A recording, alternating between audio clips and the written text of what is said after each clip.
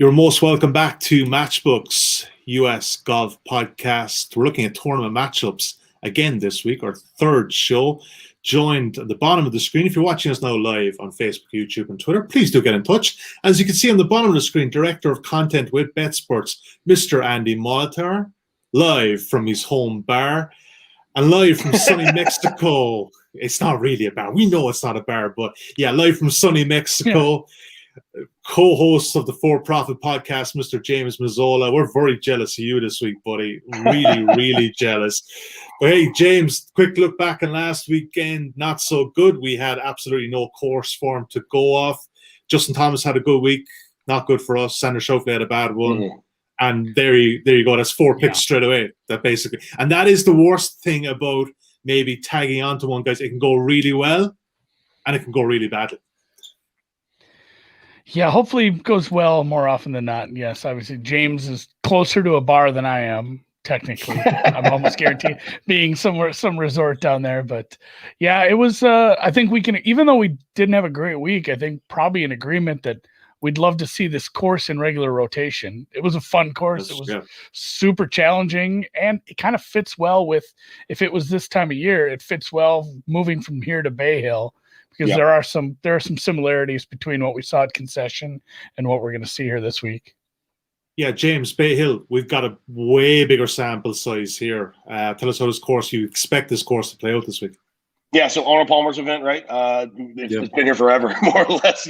Tigers won here a bunch. It's crazy because they condensed the schedule down. And in doing so, this is one of the events that the field kind of diminished because of that, and it had to happen. So, unfortunately, we don't have the field that Arnold Palmer Invitational is used to, but we still have the same golf course. And the golf course is difficult. It plays as a top 10 regular rotating golf course every single year, 4-inch rough.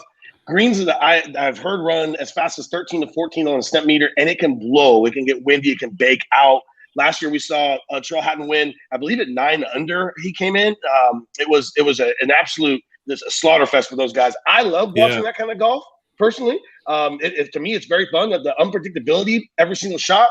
It adds a layer of excitement that I enjoy. So I'm looking forward to the tournament. It's going to be a tough test, but at least we do have some a course form to work off of, and we're going to be able to attack it from that perspective for sure. Yeah, I think it was lower than 900. 5, really, four or five. I think because it was 4? Okay. Because it was really, really windy on that Sunday, and I think Palmer was getting some criticism the last couple of years, and he's tightened up this course in 2018 because I think before that, between 2015 and 2017, I think the average winning score was like 16 under par, and it was just like, this isn't an Arnold Palmer course. You guys have 4 tournament matchups each this week, so without further ado, let's get stuck in. And you talked about the last year's champ there, James, Mr. Tyrrell Hatton. Who's he playing this week in a matchup we're liking? And I think it's Mr. Bryson DeChambeau, who is talking about driving this par. Is it the 7th hole par 5? He wants to drive it. So he's in good form this week. In good form, he's just being a cocky Bryson DeChambeau. So maybe is he set up for a fall? You think so? Yeah, so the thing about Bryson right now is because of his aggressiveness, his floor is really high, and he hasn't necessarily played great. You're looking at a 22nd last week. He missed the cut, the Genesis, losing strokes on approach every single week. The form is just not there from what we saw, especially on approach, most importantly on approach, from when he won the U.S. Open. Again, at this golf course, difficulty off the tee, lots of water, Florida course, and then, the wind obviously plays a factor into that as well. I'm going to fade him with Hatton as a dog here. I think we're looking at, and you can correct me if I'm wrong, we're looking at prices like 207, I think is what we were seeing. Yeah, 209. There we go. Even better. So the thing about Hatton, and this course is interesting. There's a correlation randomly with a course that's a little closer to you, actually, in Whitworth. I think there's been 3 or 4 winners at Whitworth who have also won here, Molinari being one of them. So, and Hatton has had success here last year, as we know. So I'm going to stick with that European correlation. I make this a lot closer to even, just given Bryson's floor at this point, and Hatton's just playing solid, gaining 4.6 on approach last week, while also gaining with the putter. He couldn't chip for some reason. That basically cost him a top 10, but I make it a lot closer to a pick 'em. So we're gonna roll with that one. Yeah, that 589-yard par 5 that Bryson was referring to, there's a water carry of 360 yards. So, yeah, he's a brave guy. He's probably going to do it. He might get it. Yeah, he probably will get it. If he tries it, I mean, you could win a matchup right on that hole. If he goes 10 cup and just tries it every day and doesn't get it maybe 2 times. We need Matchbook to put out a line, whether or not he goes for it or not. Makes it. My God. I'd play a prop on it. Yeah, good little price in that. Yeah, well, that's the thing too. Like you said, the winds might get real nasty this weekend. Yeah. So you might see him just have to say, "Well, I can't do it." You get a wind in your face or a nasty crosswind. He's going to have to probably change course a little on that. Yeah, I think winds of 15 miles per hour forecast for Sunday. Not that bad, but not that great either down there in Florida. Andy, you're next up. Billy Horschel, Sam Burns. Which side of this are you liking? Yeah, I took the dog here too. Getting some nice dog prices on some of these. This is one where I thought I was just reading it backwards. And granted, Billy Horschel, good performance last weekend, but I'm going to put that more in an outlier category than something I'm used to seeing from Billy Ho. We always just call him Billy Ho. But yeah, especially with his irons, he's actually lost strokes on approach like 9 out of the last 10 tournaments that actually keep all the stats. You can't get full stats in the Masters and stuff like that, but it's not like him to gain that many strokes on approach. And he had a good weekend there, and he had a decent weekend putting, and that's something too. He can light up the putting greens. Like he can have these. I don't want to say they're outliers because it happens like every 6 tournaments with him where he does great on the dance floor, and all of a sudden he's shooting up the leaderboard. But it's that's something that's so here and there that I can't really put that too into account when I am making my numbers. So, and Burns is a young guy I like. He's impressed me of late, especially this year so far. Outside of the Amex, and I had to double check this too because I'm like, what was this? And then I looked, and of course it's one of the split courses ones. His first round of the year was a 77 on the tougher course out there. He came back on Friday, shot a 66, still didn't make the cut.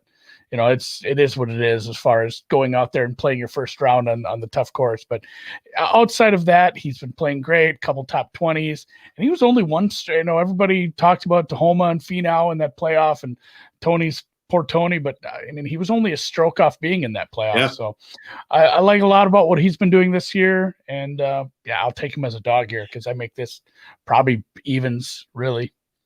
He's a bit of a slow burner, Burns, no pun intended, coming out of LSU with a terrific collegiate career. Then he came out and it was just a couple of years, but it just seems to be just a bit of maturity there, and he just seems to be getting going. So, I like that pick. So that's currently a 2.13 at Matchbook, another dog. And, another dog, Mr. Mazzola. You like Chico Molinari against Jason Day. Why so? This is like, again, it's kind of been a theme of 2021. I'm a complete day fade, and in this situation, we get a guy in Chesko who is showing excellent form coming into this tournament. Game strokes at the Genesis across the board, a 10th at the Farmers, an 8th at the Amex. You're looking at three of the last 4 events, a top 10, right? So didn't play well at the AT&T Pro-Am, but I'm willing to let that slide. And Jason Day, 18th at the WGC Mexico and 7th at the AT&T Pro-Am, okay? Doing both of that while losing strokes on approach. Very difficult to do, to be that good and lose, to finish that well and lose those strokes on approach at the same time. We haven't seen that old school Jason Day where he was flagging everything. He's still obviously putting well. He is driving the ball decently, but mostly that's a distance base. Like he's hitting it far. It's not necessarily pounding fairways, which you're going to have to do out here. So, this again, and I saw Matchbook is awesome right now because I can't find these dang things to bet in the United States anywhere. So this is one that I'm hoping it opens up to me later. But these dog prices should be a lot closer to even. I actually make Chesko a favorite. This should be completely flipped. So we're looking at 2.07. That's a great price for Chesko. And I also like him, for the future majors coming up because he's playing really good. Looks to have gotten that form back that we saw pre-COVID. Yes, it's been a slight drift on this. It was actually 2.05 when I looked earlier. Andy, you wanted to jump back in on this one, but. Yeah, it's funny how we flip on these guys. Like, how bad was Molinari a fade last season? And that's where when I started looking at like him, I couldn't take the, you say I want a smaller sample size. That's never good. But sometimes you do have to take these bigger sample size into context. It's like he had a decent time where he was just struggling. Terrible. And we were fading him week after week. And the form he's returning to right now is reminiscent of when he was winning, not only winning a tournament or two, but a big tournament or two here and there. So he's probably on watch to, win some tournaments, be in contention in some majors this summer. So I'm back on the. I might play this one. I haven't fully got on board with fading Jason Day that hard, but I was looking for some Molinari looks this week. But come here, have you found them? Because Naz can't find them anywhere. So hopefully you guys get on these. There's not much fun. We'll get to them. We'll find them. You'll find them somewhere. If not, you guys are more than welcome over this side of the Atlantic. You want to set up a couple of addresses, absolutely no problem. Okay, let's move on. Back to you, Mr. Molitor. Brendan Steele, you like him to beat Robert MacIntyre. Pretty tight in the betting here in this one, but MacIntyre is slight favourite. Yeah, especially at plus 100, 2.0, whatever you want to call it, evens, one over one. You got all three. I named them all here, but what's the Asian handicap on this?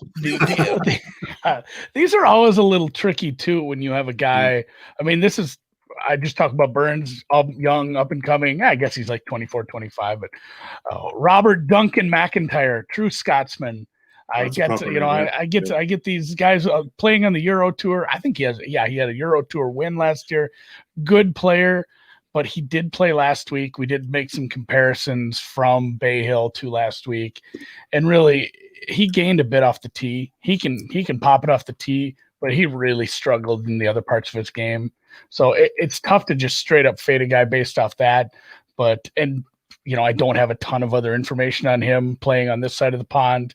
He's been great on a few things out there, but over in the European Tour. But I mean, he never broke par last weekend. And granted, it was a tough course, tough tournament, but he ended up tied 61 out of 71 golfers at 8 over. So I'm using that for most of this, and I do want to make Steele a slight favorite here. So Steele's a bit more steady Eddie. He's made all 5 cuts this year. He even had a top 5 out in one of the Hawaiian tournaments. Can't remember which one, but he did play well out there. I know some of those leaderboards can get a little goofy with some players maybe not having all the best of motivations in some of those beautiful areas out there early in the year.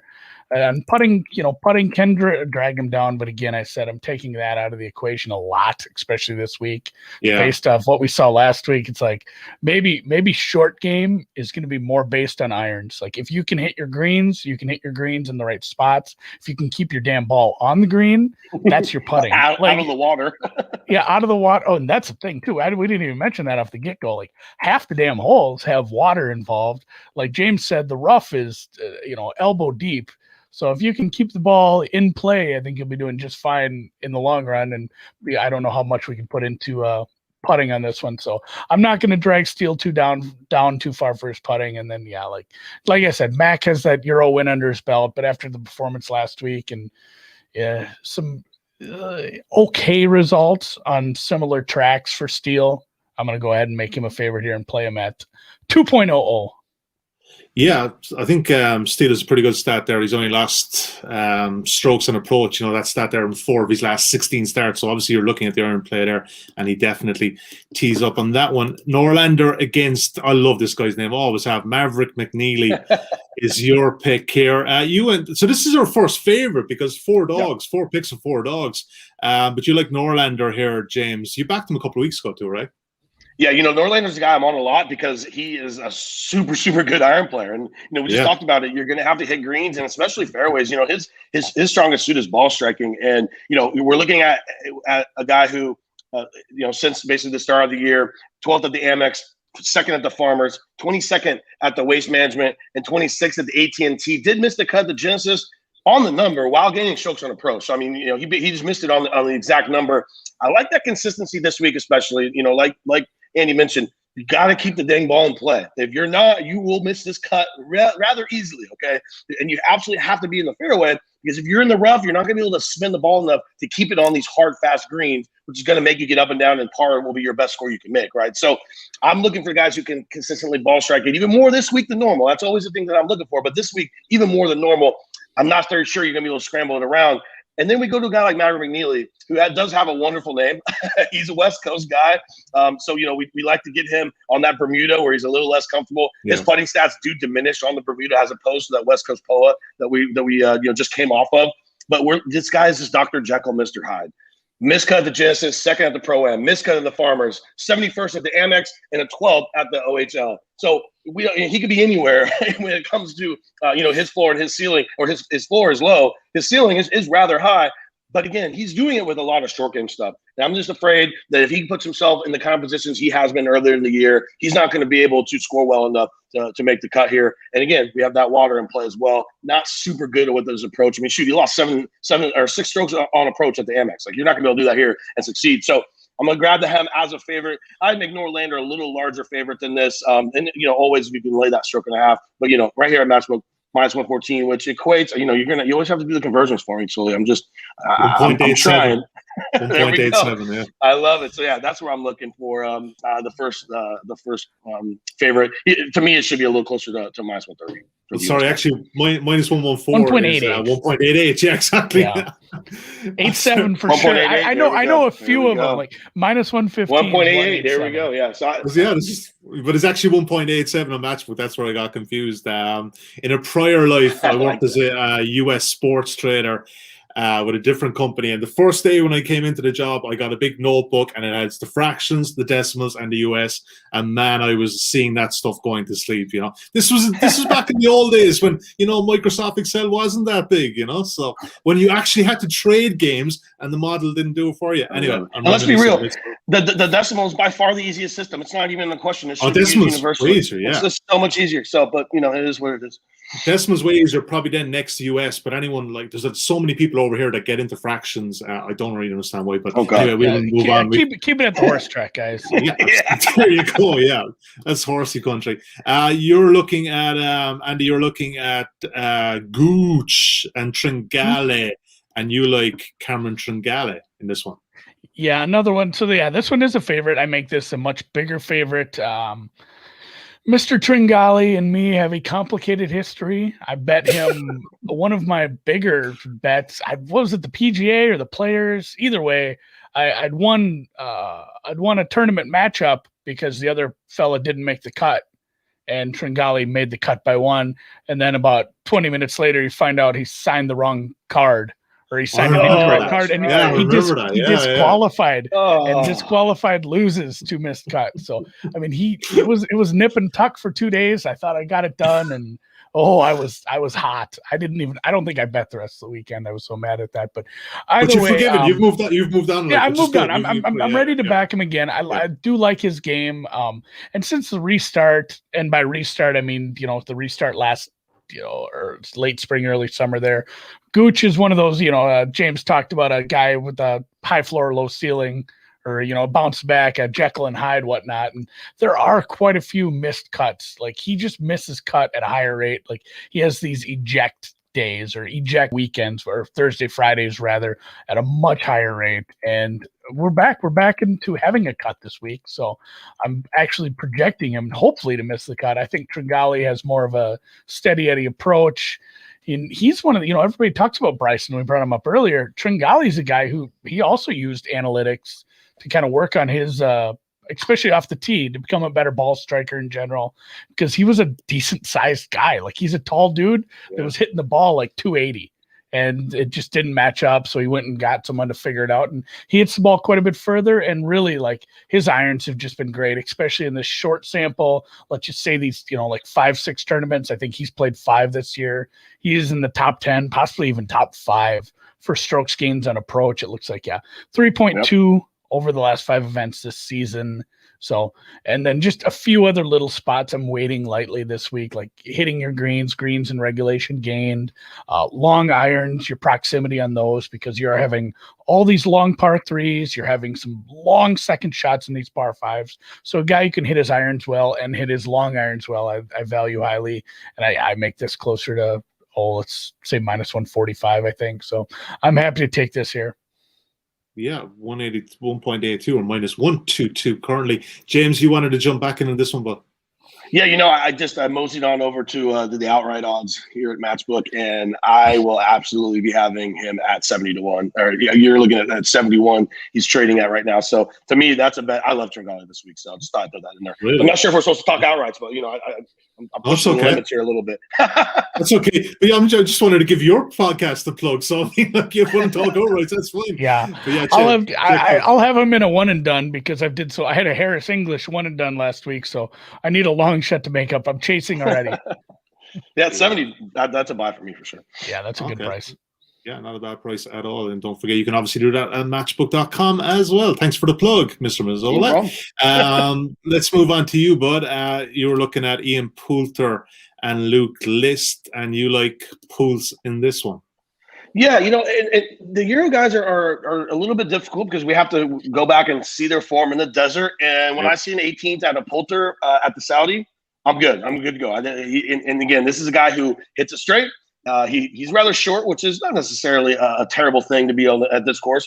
But again, we go back to the comparison for where we're seeing European tour players be very successful here, and then there's a reason for that. It plays a lot similar. It plays very similar to the kind of courses that they will see while in Europe. So a 35th last week at Puerto Rico. Gained 3.2 strokes total. They don't have shot tracker data, so we don't know exactly how he went about that. But I love Poulter's form, and we're getting him at a dog price right now. Basically even money to Luke List, who, I think we're getting some. We have a second from him here about 2 years ago. He lost to JT, I believe, and I feel like that has to be dragging some of the market down. He also has 2 missed cuts, so it doesn't make much sense to me. Elite driver of the golf ball, very inconsistent with his irons, and one of the worst putters on tour. So when we're looking at a situation where he might have to chip and putt a little bit, I have no problem fading him. And this should be completely flipped. Actually, I have Poulter as a pretty big favorite here. So I'm going to be fading Luke List and that short game. Absolutely. I don't think he can strike it well enough to overcome that. All right. We've got one matchup left to go, but if you are watching us now live on Facebook, YouTube, and Twitter, we're covering 8 here today, but there's 34 on Matchbooks. If you want the guys' opinions on any other, very quickly get your comments in. So yeah, let's finish up on our main slate here with you, Andy. Top 10 finish in the WGC Workers' Championship for Jason Kokrak, and you like him in this one. Yeah, and I mean, that was a big part of it. I was impressed with Jason's performance.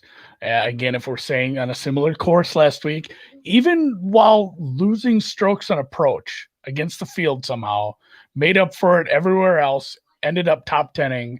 And then just, Tommy's putting last week, it would worry me if I was going to be backing Fairway Jesus here. So again, it's funny. We talked about Luke List. Like I'd say, I can't take putting into account. Maybe when you get into Luke List territory, you can. And, Tommy has been known to struggle once in a while on this sort of greens. He obviously showed that it's the exact same, not even the exact same type, like the exact same brand, the Tiff Eagle Bermuda. So these are very, very similar greens. And like James said, when you start digging into European Tour stuff, it's goofy looking at that because you have to dig in and like, how was this field? How was was it a tough field, or did he had a good place because it wasn't a very good field? And even some of the spreads, I'm starting to dig into this, and I want to turn this into a project because it's like, oh, he had a top 7 at Abu Dhabi, and it's like, yeah, but he just 8 off the lead. Like there was just this big gap and that big chunk, and it seems like there's a lot of that. He was top 20 at Dubai, but again, 10 off the lead, 9 off the lead at Saudi, so he's played okay in the desert, but and then outside of a Saturday 68, he shot pretty bad last week. I mean, he had 275s. I know a lot of people struggled, but he ended up tied 44, 45, somewhere in there. So, and then just outside of that, he did okay at Augusta.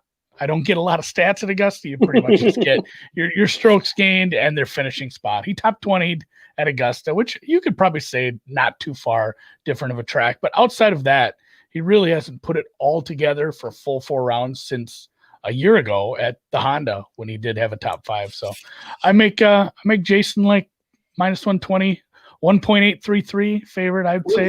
It's funny you say that, Andy, because I looked earlier and he's 1.88. So he was actually favored in this matchup about 2 or 3 hours ago, and it just flipped the Fleetwood's favorite. So yeah, but look, sorry too. Well, it's the Europeans are good. I feel like maybe we should just bet Americans here because the Euros will take some money over there, right? I don't know about that, man. I'm not totally sure. I did fade MacIntyre and Fleet, so just 1 or 2 comments in. One from Austin Hansen. Siwoo minus 110 over Todd. Any thoughts on these guys? On this one, guys? This is the golf course for me that I don't want anything to do with Siwoo. I know he has a win at the Players, which you can get some correlation going on with that. Florida, lots of water. Again, in a full tournament head-to-head, Siwoo's floor is just way too low for me. That guy can hit the eject button with the best of them. So probably a stay away from me. Todd will keep it in play as well. My numbers definitely make Siwoo a favorite, but this is just not a fit for me personally. I had the same thing. I looked at it. I said, "Oh, this is a play." And when I just looked at some of the differences in stats, and you look at the names, it's like, man, this is like a Siwoo eject course where, if Todd makes the cut by a stroke, he might win this by 3 strokes, or it could be a bad course fit for Siwoo here, especially if he does make the weekend and the wind kicks up. I don't like it at all. I must admit, James, when I looked at the outright for this and I saw it was like Rory at the top of America, we're missing a couple of key guys at the top. But then I thought back to what you were saying last week, in that you prefer to play that kind of middle tier anyway, like those Ram versus DJ. There's not much there, but I think this could be a good week for that because obviously I had so many plays. Yeah, that was a lot. I feel like I could have bet almost every single one of them. By the way, it was hard to dwindle it down.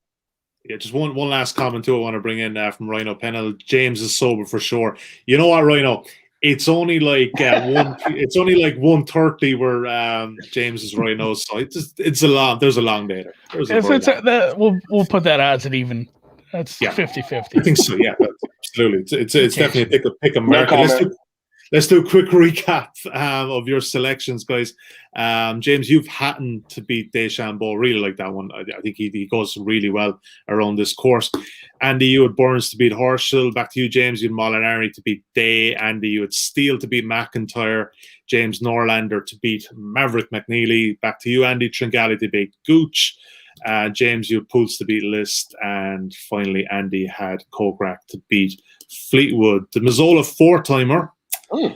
Mine 12.4 plus 11 to 1. Yeah, big price there. And the Molitor quad is 11.1 plus 1,010. So yeah, you've beaten him again, James. Just one slight more underdog. Yeah, I like it. Mine have never quite matched up. You know what, Andy? Yours might actually have been bigger because I took that Kokrak price at a smaller one earlier, so I think yours might actually be bigger. So I probably did you a small bit of an injustice there. One last question before I get your best bets from Jeff Boyardee. Why is Homa a pick'em versus Fowler? Any thoughts on this, guys? Homa's just, he's obviously showing excellent form. With the win at Genesis, the guy has been striking his iron super well. Coming back to the form that we saw him last year at around the same exact time, he was playing really well going into COVID, didn't quite bounce back. Ricky's had some problems, especially with the putter. He was at a point where he's notoriously one of the best players on tour, top 10 every single year.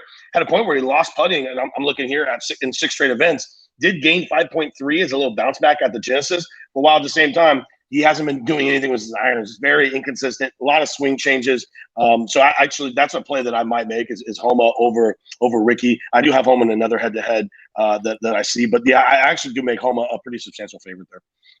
Another play. This could be like even though Homa has not taken a week off yet. The guy's played – I think he's played all 6 events now this year. Get that money. Ripping across the country, cashing checks, including one big one. Yeah. Best bets. Andy, you went first last week, so James, tee it up. What is your best bet? Yeah, so, a couple weeks ago, Andy stole one of my best bets, and so I'm just going to do the exact same to him this week. This Sam Burns Billy Horschel number is so far off that it's by far. It's like my biggest edge of the week. It's not even close.